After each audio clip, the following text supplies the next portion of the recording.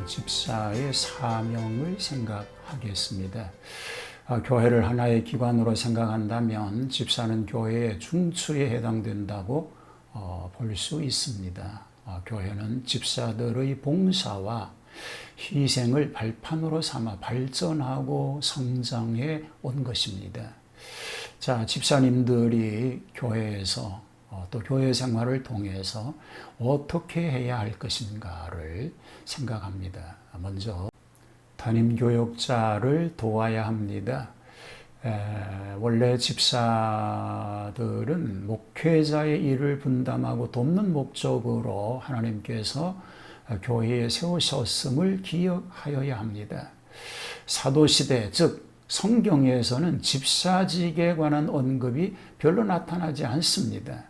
하지만 사도 후 시대에는 집사직에 관한 언급이 많이 나타나는데 거기에 보면 우선 집사들은 철저히 감독에 의해서 임명되었으며 주로 감독을 보조하는 일을 하고 있습니다. 이것은 집사직이 목회자의 밀접한 관계 속에 있음을 얘기하죠. 말하자면 집사는 목회자의 손과 발 같은 존재라는 것입니다. 집사란 용어 자체가 종 보조자란 의미를 가지고 있습니다. 집사들이 목회자와 어떤 연관성이 있는지를 보여주는 것이지요. 집사는 담임 교역자의 목회 보조자입니다. 하나님은 목회자를 통해 교회를 관리하고 치리하시며 목회자는 집사들을 통해 목회하는 것입니다. 그래서 집사들에게 목회자와 집사를 구분하려는 태도는 옳은 태도일 수가 없다는 것입니다. 집사는 목회자와 혼연일체가 되어야 합니다. 담임 교역자만이 목회자가 아니라 집사도 목회자임을 명심해야 합니다. 바울에게는 브리스길라와 그리고 아굴라, 베베, 그리고 에바브로디도 등 여러 헤아릴 수 없는 많은 집사들이 있어서 그를 도왔습니다.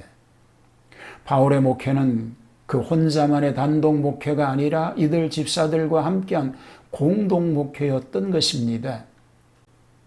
에바브로디도는 빌립보 출신입니다. 에바브로디도는 빌립보 교회에 의해서 바울을 도왔던 사람이지요. 5가지 칭호로 그를 부릅니다. 나의 형제요, 그렇게 말하지요. 에바브로디도는 바울과 함께 신앙을 공유하며 하나님 가족의 일원으로서 깊은 애정을 나누는 자입니다. 함께 수고했다고 말하죠. 이에 해당하는 헬라어는 시네르콘으로서 동력자를 의미합니다. 동력자는 복음 증거를 위해 함께 수고하는 자를 가리킵니다. 그것은 에바브로디도가 바울과 함께 빌립보 교회를 세운 것을 암시하는 듯합니다. 함께 군사된 자라고 얘기하지요. 이는 하나님의 복음을 위해서 대적자들과 계속해서 싸우는 일꾼을 가리키는 것으로 그가 계속해서 고난당하였음을 암시합니다. 너희 사자로 말하죠. 사자. 사자에 해당하는 헬라어 아포스톨코는 문자적으로 사도를 가리키는 것으로 에바브로디도가 보냄을 받은 자임을 시사합니다. 에바브로디도는 사역을 감당하기 위해서 권위를 부여받고 보냄을 받은 자입니다. 그리고 나의 쓸 것을 돕는 자라고 말합니다. 돕는 자에 해당하는 헬라어 레이트루고는 문자적으로 봉사자라는 의미입니다. 에바브로디도는 빌립보 교인들이 바울의 필요를 도와주기 위해서 보낸 자라는 것입니다. 다방면에서 봉사 부분을 담당해야 합니다. 자, 교회 안에서 목회자의 손길이 미쳐야 할 것이 대단히 많습니다. 그것을 분담하여 담당하는 자가 바로 집사라고 하는 것이지요. 목회자의 손길이 그 모든 것에 일일이 미친다고 하는 것은 사실상 어렵습니다. 하나님께서 교회 집사직을 허락하신 것이 바로 이 때문이었습니다. 집사는 목회자의 손길이 사실상 미칠 수 없는 모든 봉사를 대신해서 담당하는 일입니다. 예배를 준비하는 일, 교회를 청소하는 일에서부터 어린이를 가르치는 일, 교회의 재정이 미치지 못하는 크고 작은 경제적 부담까지 집사들은 고루고루 나누어져야 하는 것입니다. 집사의 직무는 한정될 수가 없다라는 것입니다.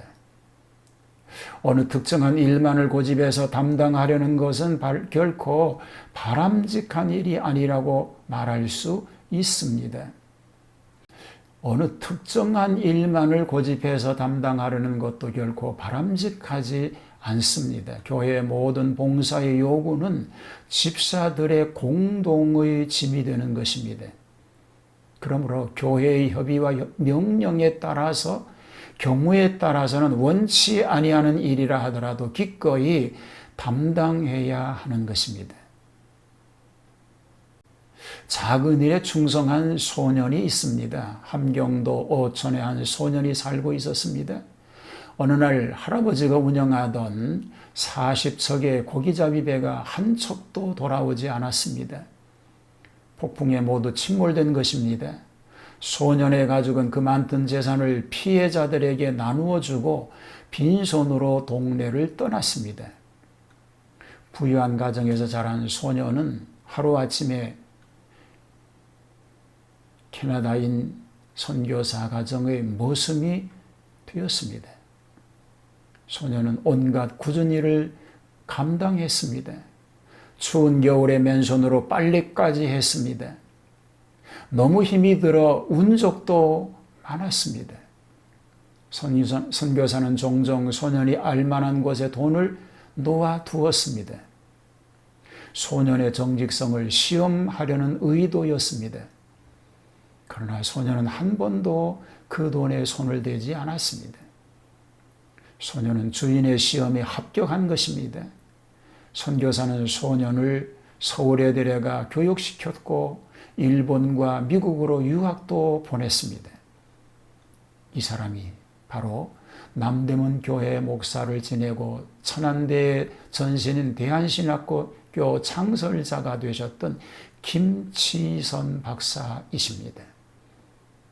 착하고 충성된 종아, 내가 작은 일에 충성하였으니 내가 많은 것으로 내게 맡기리니 내 주인의 즐거움에 참여할지어다. 성경은 말하고 있는 것입니다. 성도들의 생활을 돌봐야 합니다. 교회 안에서나 밖에서 도움이 필요한 사람들을 찾아내서 그들을 위해서 계획하고 헌신하고 돕는 일을 해야 합니다. 이와 같은 집사들의 구제활동은 전도의 기반을 구축해 놓는 일이 되는 것이지요. 속사도 시대에 나타난 집사들의 직무 가운데 빼놓을 수 없는 중요한 임무는 신방과 관련된 직무입니다. 집사들은 환자, 궁핍 환자, 그리고 어려움을 당하는 자들을 찾아다니며 그들을 위로하고 그들이 처한 상황을 목회자에게 소상히 알려 즉각 교회가 필요한 조치를 취할 수 있도록 도왔습니다.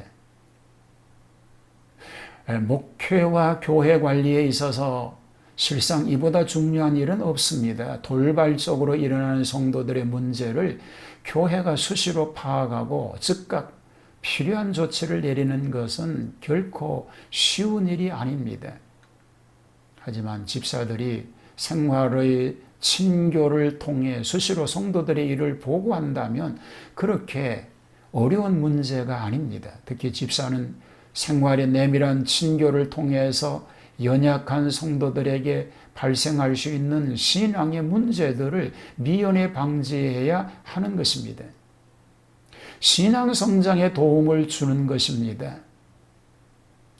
주의해야 할 것은 성도 간의 친교에는 파당을 만들고 문제를 발생케 하는 역기능도 항상 만만치 않다는 사실을 알아야 합니다. 이것은 교회 역사를 통해서 이미 수도 없이 경험한 바입니다. 그러므로 이런 직무를 행할 때는 이와 같이 집살들도 단정하고 일구연을 하지 아니하고라는 말씀에 특별히 유의하여야 하는 것입니다. 존 템플턴은 타인에게 줄 수 있는 가장 큰 선물은 순수한 관심이란 걸 기억하라고 하였습니다. 실제로 우리가 줄 수 있는 것은 관심입니다. 그리고 관심이란 사랑입니다. 사랑의 반대말은 미움이 아니라 무관심이라고 합니다. 우리가 사랑을 베푼다는 것은 관심을 기울이는 것입니다. 관심을 기울이면 거기에 사랑의 해답이 있습니다. 관심을 가지려면 우리의 손발이 살아 있어야 합니다. 사람에게 깨어있고 사랑에 깨어있는 사람은 손발이 살아 있습니다. 선한 사마리아 사람을 선하다고 부르는 것은 그 사람이 깨어 있었기 때문입니다. 깨어 있는 사람은 선합니다. 그는 가슴이 깨어 있었습니다. 눈과 발과 손과 온몸이 깨어 있었습니다. 그리고 자신의 포도주나 낙이나 돈과 같은 재산도 깨어 있었습니다. 이것이 관심인 것입니다. 이것이 그가 선하다고 하는 이유가 되는 것입니다.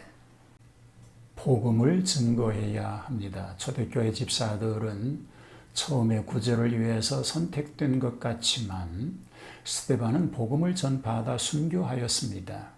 빌립도 사마리아인과 이디오피아의 내시 그리고 가이사라에서 복음을 증거한 것으로 기록하고 있습니다. 이것은 그들이 집사직을 내팽개치고 복음 전파에 전념한 것이 아니라 집사직에도 복음 전파의 직무가 있음을 보여주는 것입니다. 그리고 그들이 복음 전파에 거의 전념하다시피 한 것은 복음 증거 직무가 집사의 직무에서 얼마만큼 큰 비율을 차지하고 있는지 가늠케 하는 사실입니다. 집사로서 봉사를 많이 했다고 해서 그리스도인으로서 기본적으로 가지는 복음 전파의 의무가 삭감되는 것이 아닙니다. 사람의 신체는 기능이 각기 다릅니다. 손은 일을 할 수 있지만 입은 말을 할 수가 있습니다. 진정으로 하나님께 헌신한 청직이라면 모든 신체를 하나님의 영광을 위해서 온전히 드려야 합니다. 즉 손으로 봉사할 뿐만 아니라 입으로는 복음을 증거해야 하는 것입니다. 크든 작든 교회는 집사들에 의해 움직이고 있습니다. 따라서 집사들이 살면 교회도 삽니다. 집사들이 봉사하면 교회가 봉사적 교회가 되는 것입니다. 집사들이 활동하면 교회가 활동적이 됩니다. 교회는 집사들이 살아나야 합니다. 집사들이 일하고 집사들이 봉사하고 집사들이 겸손해야 교회는 교회로서 제 사명을 다할 수 있게 되는 것입니다. 자, 본이 된다고 하는 것은 행함과 모범과 변화를 얘기합니다. 자, 본이 된다고 하는 것은 남의 변화를 원하는 것이 아니라 나의 변화를 인식하는 것입니다. 나의 변화를 인식하면서 내가 죄인의 위치에 내려갈 때 진정한 사랑이 옵니다.